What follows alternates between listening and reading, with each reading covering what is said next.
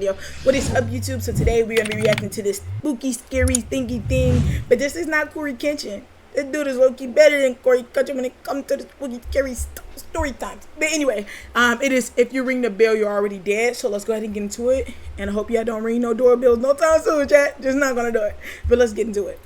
Today's story is about one of the most Let's get back into it. Today's story is about one of the most haunted rooms in the world and what happens when you go inside of it.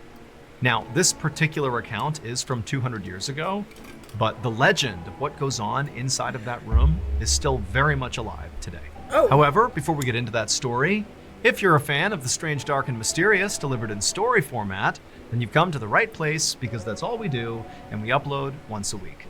So, if that's of interest to you, please sneak into the like button's bathroom and replace their toothpaste with Novocaine. Also, please subscribe to our channel and turn on all notifications so you don't miss any of our weekly uploads.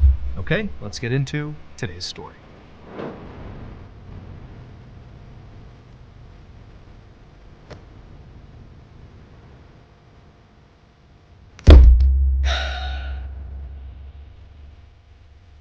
Right there. Late one evening in 1840. What is this on the side of his neck? I done seen this for like 2 videos. It looks nasty. Old British nobleman named Sir Why Robert did he just button up his last stood button? next to 5 of his closest friends on the front porch of a townhome in one of the fanciest neighborhoods in London, England. The address of this townhome was 50 Berkeley Square. Luckily, I don't live in London. And it was one of dozens of these beautiful brick and marble townhomes that surrounded this big garden. The whole square had been built about 100 years earlier, and since then, it had become one of the most fashionable places for the rich and famous to call home. However, Robert and his friends had not come here to rub shoulders with important people. Instead, Robert had come here to win a bet. So Robert actually was a nobleman. He was like this proper guy, at least on paper. But in reality, at least it was. We'll have Friday nights for movies, Saturday nights for the people who want to watch anime. We do Saturday nights. If only if it's a specific anime, like You're Lying April. We need to film that in April. Yeah, feel me? Watch it in April again. So we'll watch the anime nights on Saturdays. Fridays and Saturdays is how it's gonna go. Now every Saturday we might not watch anime, but we'll try to get one at least once every other Saturday. Okay? But let's get back to the video. Friends, he had a total wild streak. He loved taking on dares. Basically, anytime anybody, challenged him to do something, he would do it, especially if there was money on the line. But it wasn't really about the money. It wasn't about, winning money by doing these different things. He just loved the challenge. He loved the thrill of taking chances. So that night, on the front porch of this townhome, Robert turned and knocked on the front door. And then as soon as he did, he turned back and looked at his friends and grinned at them.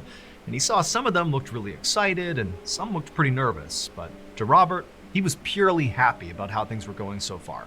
Because he knew, come tomorrow when this whole thing was done and he had won his bet, he would have a great story to tell. A few seconds later, the front door of the townhome swung open and this middle-aged man stepped outside. His name was Charles Benson, and while Robert and Charles did know each other, they were not close friends. They actually only knew each other because they both were members of the same exclusive gentlemen's club in London. Plus, pretty much everybody in London had at least heard of Charles because of all the rumors swirling around about what went on inside of his townhome. Even though Robert had told Charles that on this night he and his buddies were coming to his townhome for this bet, even though he had clearly told him, Charles still seemed very surprised to see Robert standing there. But Robert nonetheless was like, "Hey Charles, how are you? I'm here for the bet." And Charles basically didn't react. He just stared at Robert with this very concerned look on his face and just said, "Are you sure you really want to do this?" And Robert, who knew what he was referencing, just kind of looked down at the pistol on his hip and said, "Yeah, I'm sure." A few minutes later, Robert and his 5 friends were inside of Charles' townhome in the dining room, sitting around a table, while Charles had gone upstairs to get something. And as they sat there, Robert kind of looked around the room at his friends, and he could tell they were clearly more nervous about this than he was. And so he tried to, keep the mood light by making some jokes and kind of downplaying what he was about to do, but it was like no matter what he did, he could just tell his friends were very uneasy about what was going to happen here. And then a moment later, they heard the sound of Charles coming down the stairs. And Charles, he came in the kitchen, still with a very serious look on his face. And he walked up to them, and he reached in his pocket, and he pulled out this old iron key, and he placed it in the middle of the table. And as soon as he did that, the room went completely silent. and everybody just stared at this key. And then Charles eventually broke the silence and explained to the group that over the last 10 years of living in this townhome, he had only used that key maybe 2 or 3 times total. And when the key was not in use, Charles said he actually hid the key just to make sure it never wound up in the wrong hands. But now, again with that somber look on his face, Charles looked over at Robert and said, "If you're really sure about this, the key is yours to take." And Robert, with no hesitation, reached out and snatched the key, showing his friends and showing Charles that he was not about to get cold feet. A couple of minutes later, all the men stood up from the dining room table, and then Charles led the group. People are stupid. Why would you do some stupid stuff like that? Like, narrow, creaky staircase to the second floor. When they got to the second floor, Charles led them down this narrow hallway that came to a stop in front of this closed door. At this point, all 7 men were kind of crowded together right in front of this door. But it was obvious that even though Charles lived in this townhome, he was sort of hesitant to get even close to this door. Like, he really didn't want to be anywhere near it. Also, all of Robert's friends were sort of reacting the same way too. I mean, they were the ones that actually dared Robert to do this in the first place. But now that they were actually here, about to go through with it, they were looking at Robert like he was totally insane. And also they were kind of hoping that, maybe he would just back out and they could just leave. But Robert did not seem remotely like he was about to back out. He had a very determined look on his face, and as everybody else was kind of cowering away from this door, Robert stepped up, reached into his pocket, pulled out that iron key, and put it into the lock. And as he began to turn the lock, everybody else took steps farther away from him. And then he pulled open the door, and as he did, everybody gasped, and Robert even took a step backwards. But when Robert actually looked through the now open doorway, he just laughed, because it was just a normal bedroom. It was filled with all this old but very expensive looking furniture. On one side of the room was this big wooden dresser with a huge round mirror above it, and then on the opposite side of the room was this big 4-poster bed. And right above this bed, dangling down from the ceiling, was this red ribbon. Now, Robert knew that in a rich nobleman's house, there were ribbons like this one that are known as bell pulls. A nobleman could pull on that lever, and it was connected to a pulley system that rang a bell down in the servants' quarters. And when the servant heard that bell, they would see what room it was coming from, and they would go up to the room to see what the nobleman needed. And so after taking in the sight of this bedroom, Robert took a confident step into the room. And as soon as he did, Charles reached out and grabbed him by the wrist and said, "Hey, Robert, this is your last chance to change your mind. Are you sure you want to go through with this?" And Robert kind of looked back at his friends and smiled and said, "I'm sure. I'll see you guys tomorrow morning once I've won the bet." Then Robert released Charles's grip on his wrist, walked into the room, turned, shut, and locked the door. At this moment, Robert's friends didn't really know what to do. They were still sort of shocked that Robert was actually going through with this. I mean, even by his standards, this felt particularly reckless. They also felt kind of guilty. I mean, they were the ones who ultimately put him up to this. So, if Robert got hurt, which in theory could actually happen here, it would be partially their fault. And so Robert's friends turned to Charles to see what he was thinking. And Charles had this very grave, resigned expression on his face. And he just told them, "I have one more thing to show you before we go to bed." So Robert's friends followed Charles back down the hallway, down the stairs, past the dining room, towards the very back of the townhome. And when they got there, they found there was sort of like a studio apartment area back there. There was a kitchen area, a laundry area, and there were several beds. Charles explained this was where his servants lived and worked, but he had given them all the night off because he knew it was possible that Robert and his friends would be here for this bet, and they would need a place to stay. Charles pointed to a space right above the beds where there was this row of all these bells in a horizontal line. Each of these bells were connected to various bell pulls throughout the house, and he pointed to one particular bell and told them that that was the one that was connected to the bell pull in the room Robert was staying in tonight. And so he said it was their job tonight to constantly monitor that bell all night. So somebody had to be awake all night listening to that bell. Because heaven forbid, if Robert pulls that bell, that was going to be the signal that something bad had happened in that room. And so their job was basically to be on guard all night to potentially run up and rescue Robert if he needed it.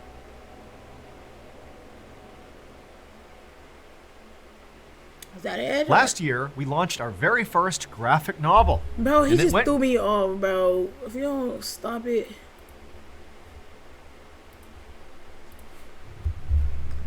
Around 3 hours later, all of Robert's friends were sitting on the floor in the servants' quarters playing blackjack.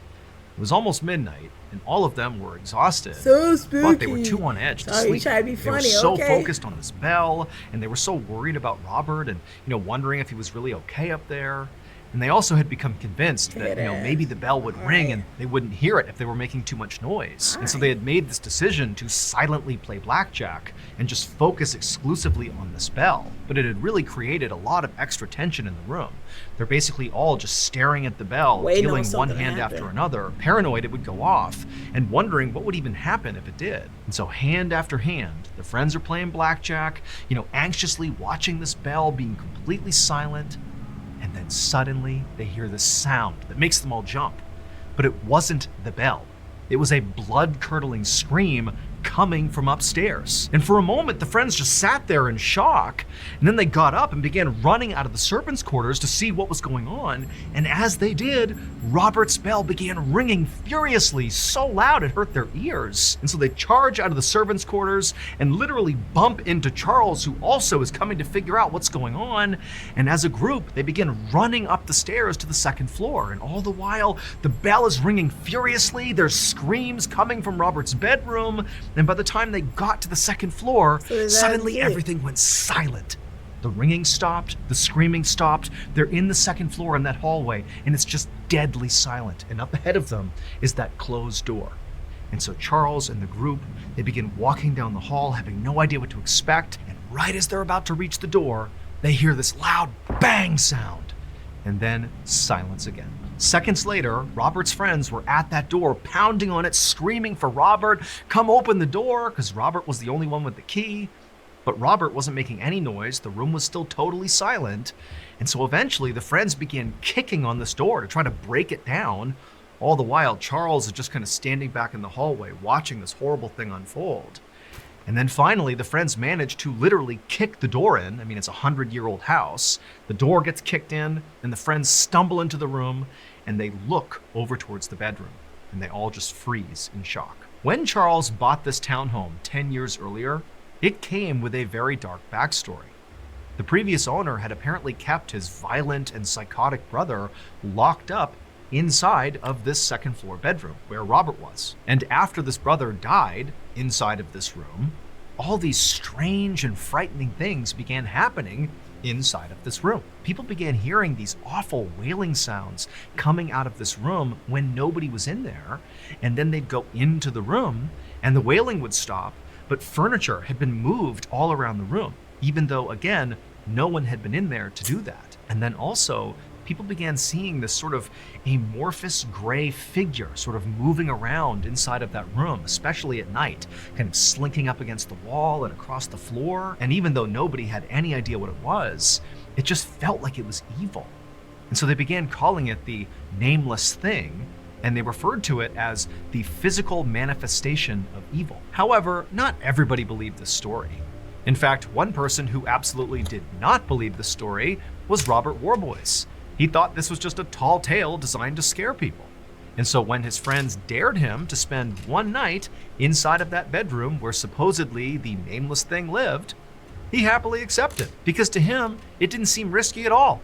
Spending one night in the haunted room was no big deal because it's not actually haunted. He'd be fine. And anyways, it would make for a great story to tell down at the Gentleman's Club.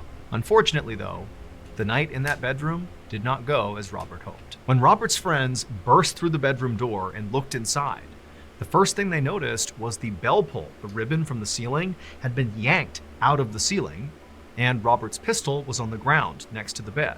And then on the other side of the room, there was a very obvious bullet hole in the wall. And so that was the loud bang sound they heard as they were coming down the hall. It was the pistol going off.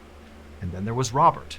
Robert was laying on the bed, and he was totally rigid, and he actually was still clutching the red ribbon from the bell pull. And as they stared at him, they saw his eyes were wide open and bloodshot, and his lips were kind of pulled back in this horrible grimace with his teeth exposed. And for a second, his friends thought Robert must be having a seizure of some kind. That's why he was so tight on the bed like that. And so they ran to him, trying to snap him out of it. But as soon as they touched him, they realized that the reason he was rigid was not because of a seizure. It was because Robert was dead. That night, Charles would call the local coroner, who would come by and take Robert's body, and also he would open up an official inquest into Robert's death to figure out what had happened to him.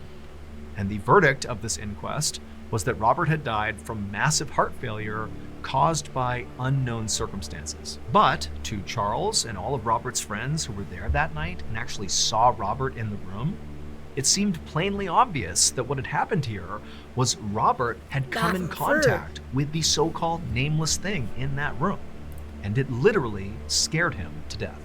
In the nearly 200 years since Robert's death, 50 Berkeley Square has had many different owners, and virtually all of them have reported either seeing, feeling, or hearing some sort of malevolent... I'm not buying no damn house that y'all know is haunted. Why is people still buying it?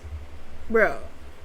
Ghostly presence inside of that second floor bedroom. To this day, that particular bedroom, where the nameless thing apparently resides, is considered one of the most haunted places in the entire world.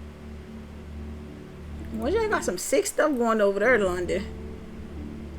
Oh no, couldn't do it.